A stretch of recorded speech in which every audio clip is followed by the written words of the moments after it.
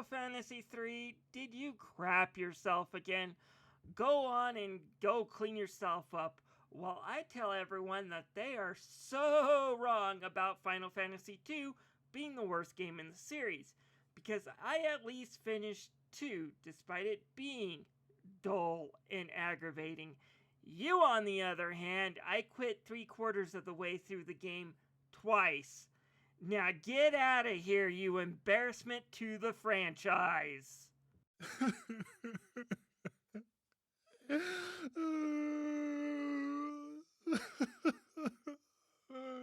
Greetings everybody, my name's Tommy the Game Master and welcome to my channel.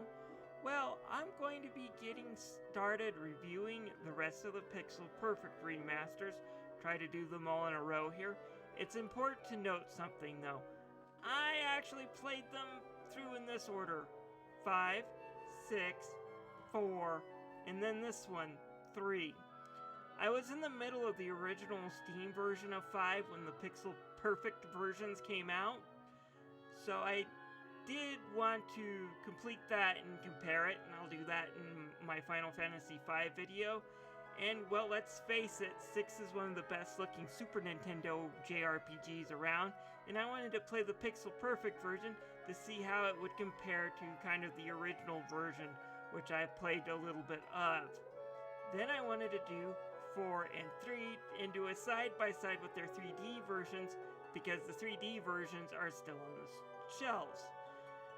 That did not turn out so well, mainly because the 3D version of 4 just blows the Pixel Perfect version out of the water. Not saying the Pixel Perfect version of 4 is bad, because it's actually really good. There are just so many versions of 4, and the 3D version adds just so much more content that the Pixel Perfect just didn't stand a chance when it comes to content and overall gameplay. Now I get to 3, one that I have been nervous. I tried the 3D version on the DS about 10 years ago and never really got into it. Granted, that one expected you to take advantage of the DS Online functionality, WEP security and all. Maybe moving towards something that's more like the actual original Famicom version would be a good thing. I figured with how well they got rid of all the problems I had with 1 and even fixed up 2 a bit.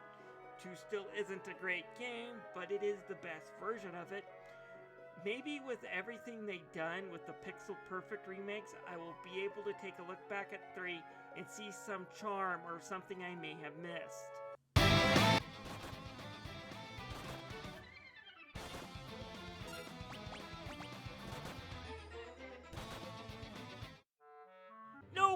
Nope. This game's still shit, in my opinion. I really dislike this game. It's way worse than 2, in my opinion. 2 at least was doing something original and was just having the problem that a lot of other NES and other 8-bit games kinda had at the time. Think of games like Metroid. They have really great concepts, but they're just so far ahead of their time that they can't execute very well on the hardware they were originally on. Final Fantasy III, on the other hand, is back to Final Fantasy I ideas. Only this time, the ideas that it does have new are implemented very poorly.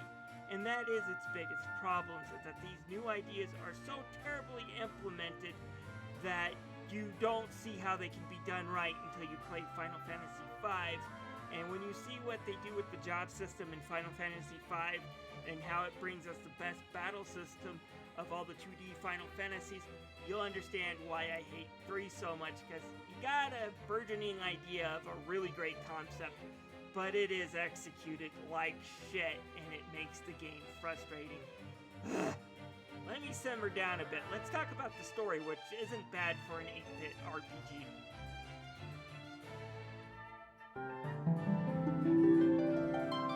Again, going back to the original, you once again take control of the 4 Warriors of Light. This time, however, they're children, and they get to their first crystal in like the first 5 minutes of this game, and this bestows their first jobs on them. Unlike the first game, you're not stuck with the job you choose for the characters. you can switch between jobs, and the jobs also level up separately. But more on that when I hit the gameplay. Because you're chosen by the crystal, you're now tasked with bringing balance back to the world because darkness is spreading. After a few misadventures on your first continent, which involves breaking a curse, causing people to become ghosts, dealing with a giant hydra, having a man throw himself into a furnace to keep the floating island from falling, and dealing with a giant moving tree, you get to the surface world and break some spells there to restore the surface level. Your main goal after that is to stop a man named Zondi from destroying the world. His reason for destroying the world is because his master was a first grade prick. He had 3 disciples. All of them were granted immortality and were given other great gifts. Meanwhile, Zonde here's only gift he got from his former master was the gift of human mortality. Yeah, basically his master told him to drop dead. Eventually. And now Zondi wants to destroy the world because of it. The story from what I played is okay for the time. It's a better narrative than 1 and 2, but it's still a bit on the simple side. Your 4 heroes of light don't really have their own personalities, but at least one of them is able to speak a little. They also have other people follow you through a lot of the dungeons, speaking to you about the lore, which isn't a bad idea for the time. My complaint isn't with the story. The story's not great, but it's better than it has the right to be. Let's talk about the terrible gameplay. It's the broken as all hell gameplay that got me pissed off. So, what's wrong with Final Fantasy III? What's my beef? Well, like I said before, you get your first jobs right after the beginning of the first dungeon, and you get them pretty quick. And after that, you get to switch jobs whenever you want. And on top of that, you collect more jobs than you did in the first Final Fantasy. Jobs like Dragoon or Geomancer unlock as you go along. They also gain levels, which I never understood what the point of that was. No, seriously, you don't collect AP, you don't get new skills so that you can connect to your main characters. All your skills come from shops that you have to purchase, and your stats seem more based on your character's actual level and not the job level. So, what this whole job level is about, I have no earthly idea, and I don't think the game even stops to explain it. But you're probably going to yourself, at any rate, Tommy, you got a job system that you can customize your characters on the fly. If you need a white mage, you just flip to one of your characters to white mage, and you can heal. The possibilities are endless. The battle formations are just immense. So what complaints do you have about this game? And here's what I have to say. If you actually believed what you just said, you're a poor, deluded fool. The developers went out of the way to make sure the system wasn't fun and wasn't useful. First off, in the original NES and 3DS versions of this game, you get penalized for switching your job class. You will have to fight several battles with that character being half-powered. And no, I'm not making it up. It's put in there to keep you from abusing the system like that. But the worst part is just the bullshit they throw at you at the dungeons. Oh, you think the dead-end doors in Final Fantasy II was bad? You ain't seen nothing yet. Each dungeon in the game has something that forces you to have to use your party a certain way. Want to get into this dragon cave? Well, you have to have someone know Mini and cast it on you constantly. Want underwater? Gotta cast Toad on yourself at least once. I said screw this game when I reached this cave where monsters can only be killed by a Dark Knight, and found out I had no Dark Knights, and that none of my characters had properly leveled up as Dark Knights, and had very little equipment, and I did grind and buy more equipment, and I still ended up getting my butt kicked. Oh, and to get to this place, I also had to do a stupid puzzle with this airship before I got there, because despite having half a dozen airships, none of your airships fly over mountains. Yeah, this game's that freaking obtuse when it comes to, actual player enjoyment. But after I got my butt kicked, I said, I'm not having fun with this. And I'm really fed up with stupid JRPG mechanics like this. It's probably because last year I made the decision to play through Final Fantasy VIII twice and 2 Sword Art Online games. So my patience for really crappy JRPG mechanics that are player unfriendly and unfair is at an all-time low. The worst part of it is there are some great ideas in this game. The whole switching jobs is a good idea. Even penalizing me for a few rounds isn't a bad idea to keep me from abusing the system. The dungeons, when you take out the bullshit, are long and hard enough for them to be fun and challenging, but never overstay their welcome. Although I hear the last dungeon can take 4 to 5 hours, and yeah, I never got to it, and if I'm this pissed at this standard towards the end of the game dungeon, I don't want to go through that. Hard pass. All the more reason to quit while I still have my fucking sanity.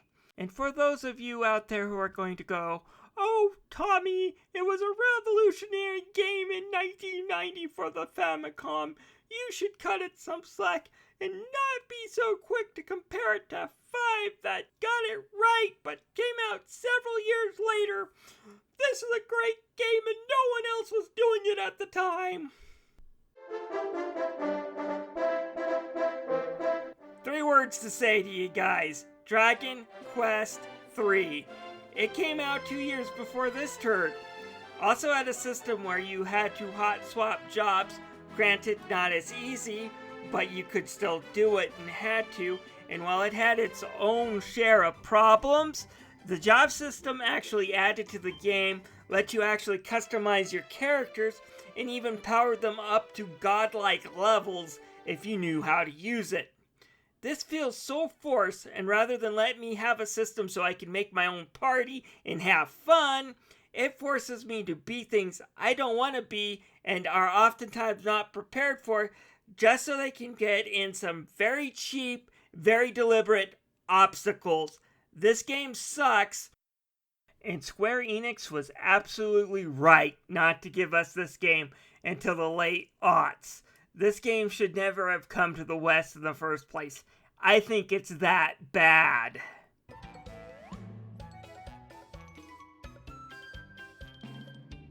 Pixel Perfect Remaster is similar to the other Pixel Perfect remasters. It's got some great water effects, you got some 16-bit backgrounds with some prettied up 8-bit sprites, got a lot of details and things. What really amazes me and impresses me is that unlike 1, 2, and the rest of the game that have had other ports that they could draw on throughout the years, 3 really hasn't had another 2D port, so a lot of this stuff was probably made from scratch, and they did a really great job on it. Too good for what's actually a turd when it comes to the gameplay, but outstanding efforts to those who worked on this game when it comes to the looks. You guys did a great job.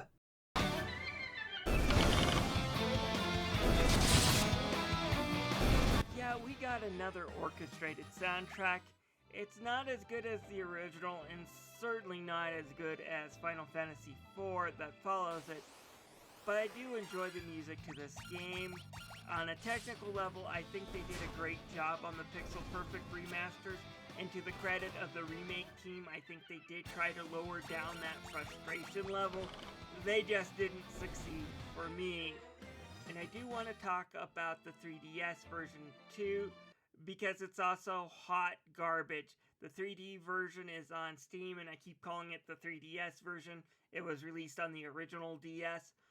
But they did 1 or 2 things right. First off, each of your characters has their own look and their own personality. They also used a regular magic point system.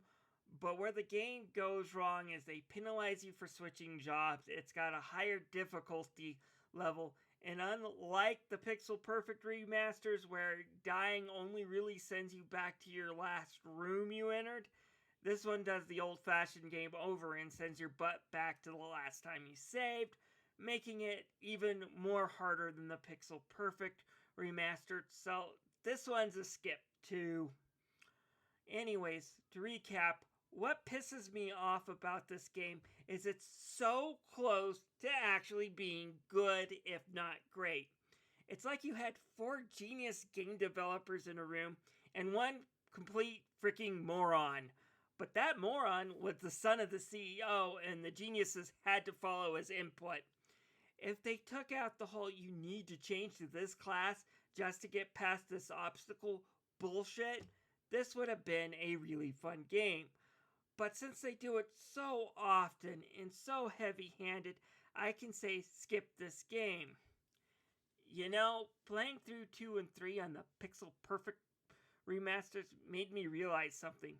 The reason why Final Fantasy succeeded here in the West and Dragon Quest failed is while Enix bungled their way through expensive translations of niche games on an outdated system, Squaresoft embraced the Super Nintendo and decided not to localize 2 and 3, instead jumping into the 16-bit Final Fantasies, which made use of the better hardware and turned out some damn fine games. If Square back in the day decided to waste their time and resources on expensive localizations of 1 and 2, I can guarantee you Dragon Quest would probably have become the go-to series for JRPGs, because Final Fantasy 2 and 3 are just not worth playing in my opinion. Well, let's talk about some good Final Fantasy games next time. Let's talk about Final Fantasy 4, which did do this whole force you into a certain character job roles to complete this dungeon thing, but they did it right, they did it strategically, and they did it with a good story. And then we can talk about Final Fantasy V, both versions, which actually managed to perfect this job system. At any rate, I'll see you guys later. If you have anything to say about this game, feel free to leave it down in the comments below. I look forward to your feedback. You guys have a wonderful day. Oh, holy hell. We're gonna need a mop for that one.